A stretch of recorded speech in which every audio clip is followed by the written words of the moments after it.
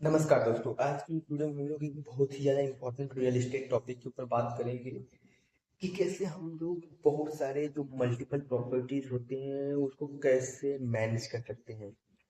Interstate property हो गई, multiple properties हो गई। हम रहते एक जगह हैं, हमें प्रॉपर्टी दूसरी जगह की मैनेज करनी है, वहाँ से रेंट कलेक्ट करना, क्या कैसा सिस्टम क्या रहेगा उसके बारे में आज की इस वीडियो में डिस्कस करेंगे।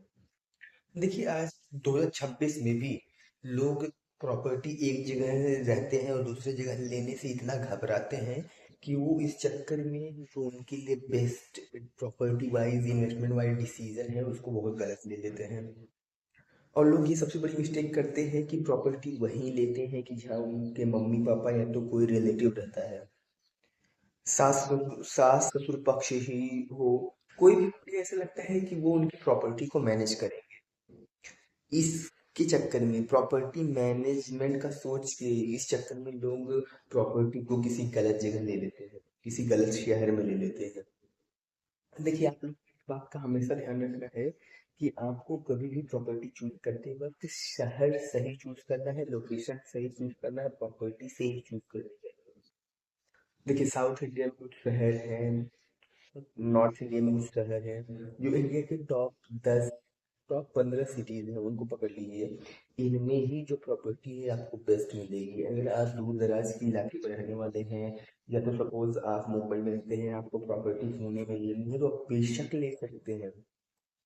देखिए, लोग प्रॉपर्टीज तो खरीदना चाहते हैं पर वो बोलते हैं यार प्रॉपर्टी को मैनेज कौन करेगा, रेंट कलेक्ट कौन करेगा, उसका कुछ वेयर एंड टेयर होगा, मेंटेनेंस क्या कौन देखेगा। तो मैं आपको बताना चाहूंगा, गोइंग फॉरवर्ड आने वाले समय में आपको बहुत सारी प्रॉपर्टी मैनेजमेंट फर्म्स दिखाई देंगी, जो छोटे छोटे स्टार्टअप्स होते हैं जो आपकी प्रॉपर्टी को रेंट पे चढ़ाएंगे।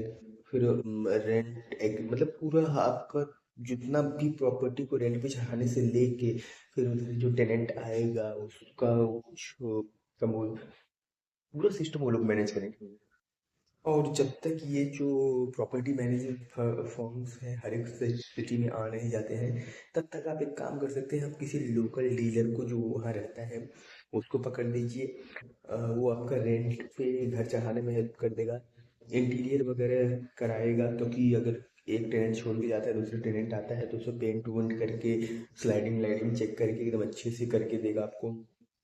अगर आप ढूंढेंगे तो आपको ऐसा कोई पर्सन मिल जाएगा। तो ये उसके लिए भी बेनिफिशियल है, आपके लिए भी बेनिफिशियल है। अब देखो, जैसे कि उसको आप एक रिपीट कस्टमर मिलेंगे।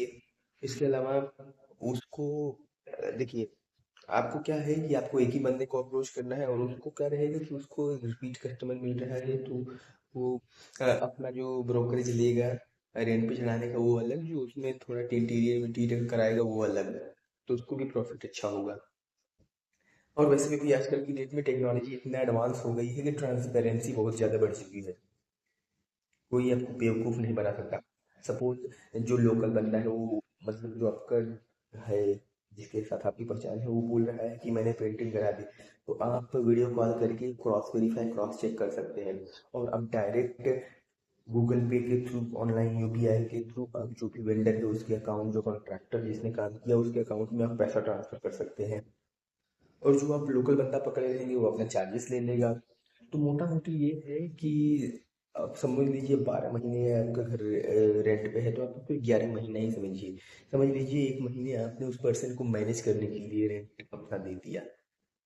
तो आपको एक अच्छे बंदे को पकड़ना है जो ये सब सब सारी चीज़ें आपके बिहाफ पे मैनेज कर सके। तो हमें इस बात का ध्यान रखना है कि हमें जो प्रॉपर्टी लेनी है कभी भी हमेशा याद रखना है कि best location, best place, best सब बेस्ट में लेना है। इसलिए नहीं लेना है कि हम मेरा रिश्तेदार, मेरा चाचा, मेरा ताऊ, मेरा ये रहता है तो वो मेरे बिहार पे मेरी प्रॉपर्टी मैनेज करेगा।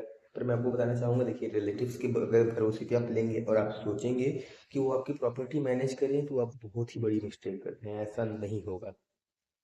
सब लोग अपने काम धाम में बिजी हैं, किसी के पास फ्री का इतना टाइम नहीं है कि वो आपकी प्रॉपर्टी को रेंट पे चढ़ाए, वो सब एक्स वाई जेड जो भी सब चीज़ें होती हैं वो करे।